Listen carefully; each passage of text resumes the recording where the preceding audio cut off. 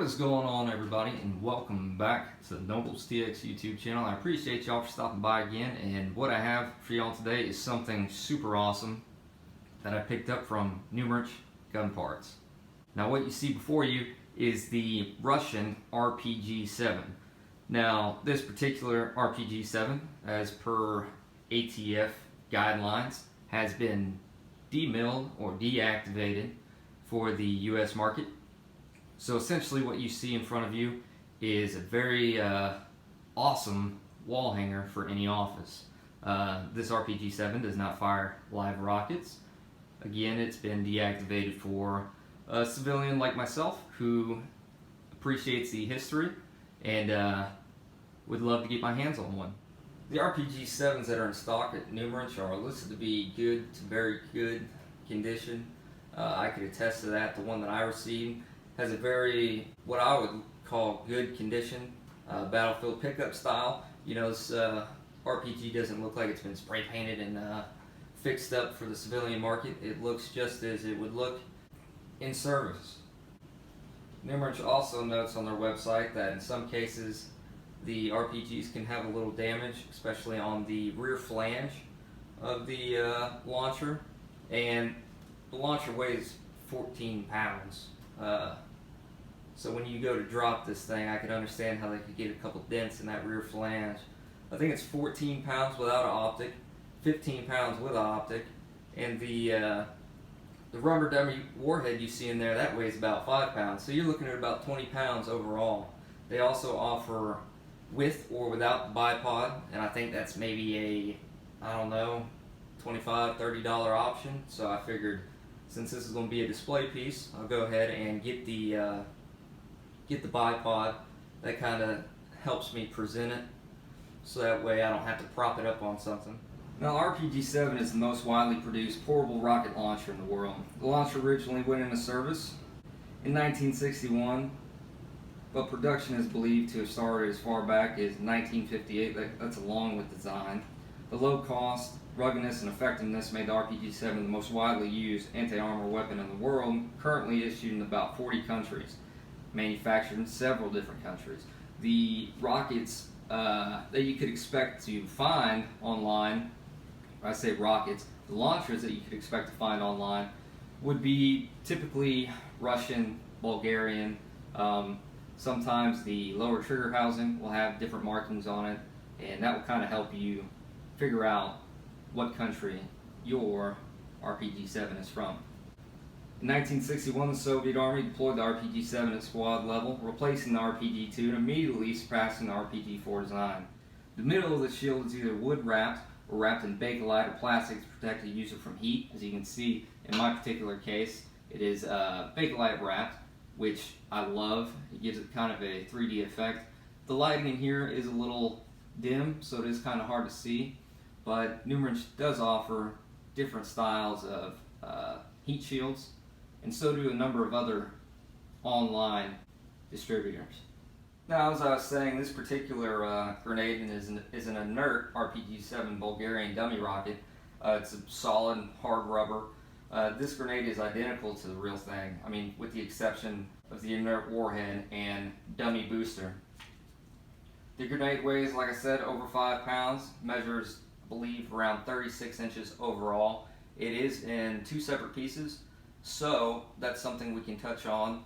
Part of the demilling process, and on this RPG in particular, they drilled a hole in the tube and put a metal bar down. So as you see, the inert warhead does not sit flush with the launcher. It does stick out just a little bit, but you never notice, and it doesn't really bother me none. I still think it looks awesome. As you can see, the launcher has a left side mounted scope rail. So you can find online the PG-07B optics, and Numerich offers the optic and some different accessory packages if you're interested in putting an optic on your RPG. Now you can see this particular RPG is from 1966, so that is super cool. Now something, after I had originally purchased the rocket, the launcher, they did not have any inert rockets in stock. So I had to get on the internet and look up different types of inert rockets for display purposes for my RPG, and I was able to find some. They are out there, and these things do look super cool. They have your typical pull pin style protective cap, which I think is awesome. You can see that it does have writing and stuff on the dummy rocket, which is pretty cool. So as you notice, we have two separate style of pistol grips on here. We have the what I believe is the Israeli white pistol grip and your typical reddish brown Bakelite. So I wanted the RPG to match, and I got on their website and I was able to find a set of grips. We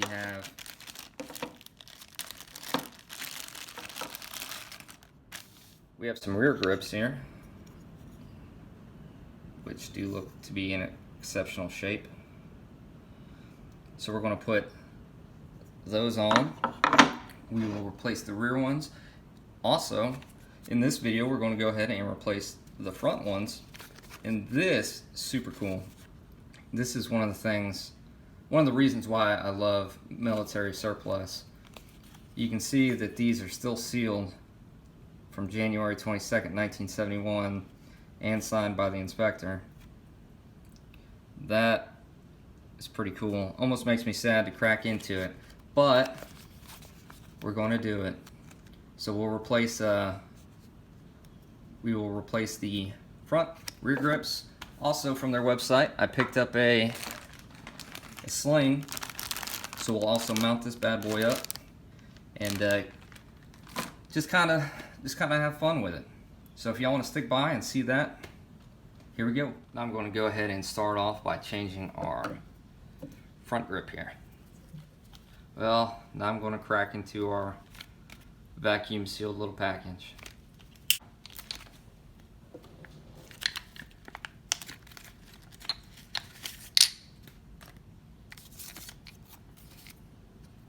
These look awesome. Brand new. First time they've felt air since 1971.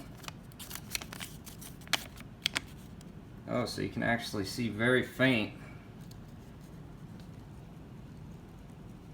writing on there. Kind of rubbed off like you would see on a receipt. I don't know if y'all can read that. Pretty cool. So I'm gonna go ahead and screw these on, get them all set up. So something to note: the old grips have a smaller diameter, or the new grips have a smaller diameter hole than the old grips. So I did have to modify this grip so that the screw would fit. Now what you can do is press out the old insert that is inside of whatever grip that you're using, if your grip has an insert. So what I did was I pressed it out and kind of squared it up to see if it would work. But I had some screws laying around that I went ahead and threw in here, and we are going to use a different screw. So I'm gonna go ahead and get these on. Now to take off our rear one.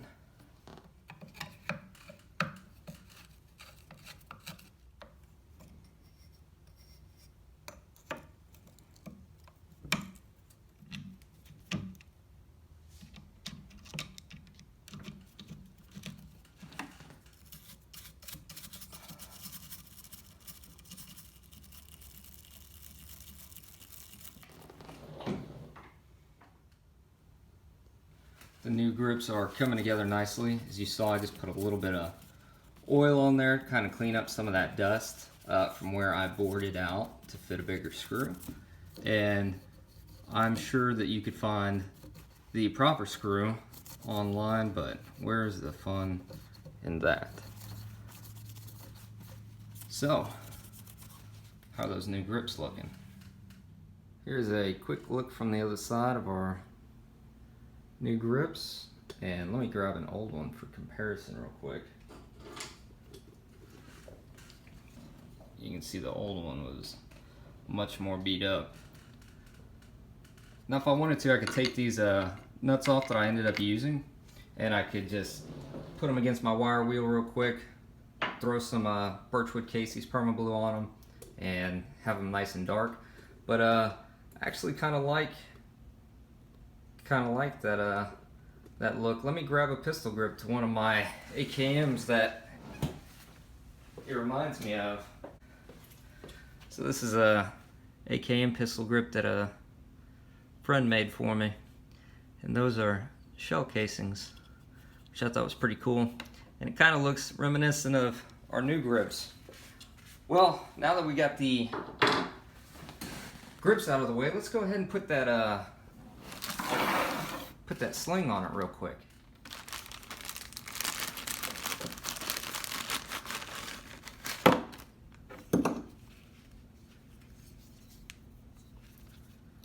Now that is a tough looking sling.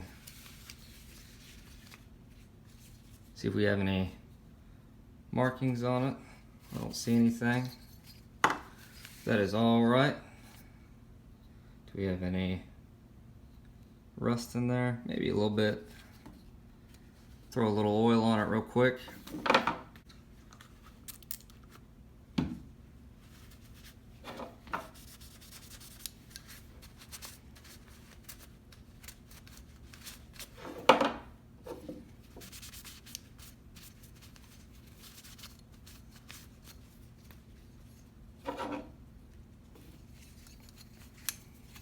Alright, let's go ahead and get this thing on.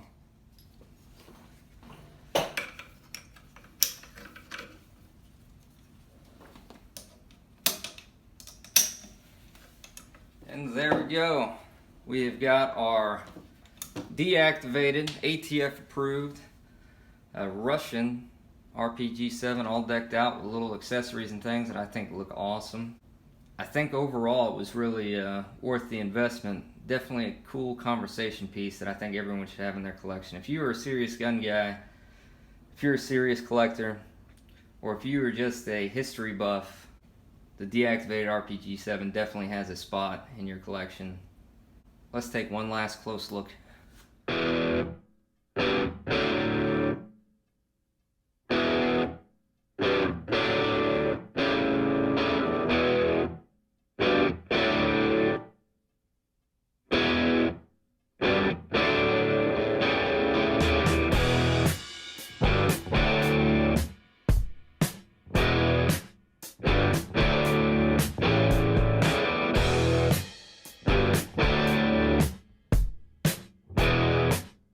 Guys, I think this about wraps it up.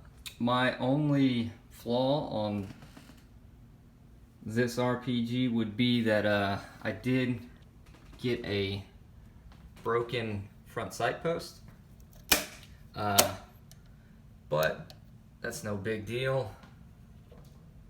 That kind of adds to the look of the whole thing. If I didn't mention, these sights are flip up front and rear. But I appreciate y'all stopping by today. If you've enjoyed what you've seen, I'd appreciate it if you'd hit that like button. If you'd like to see more awesome content like this, don't forget to hit that subscribe button, and I will catch y'all next time.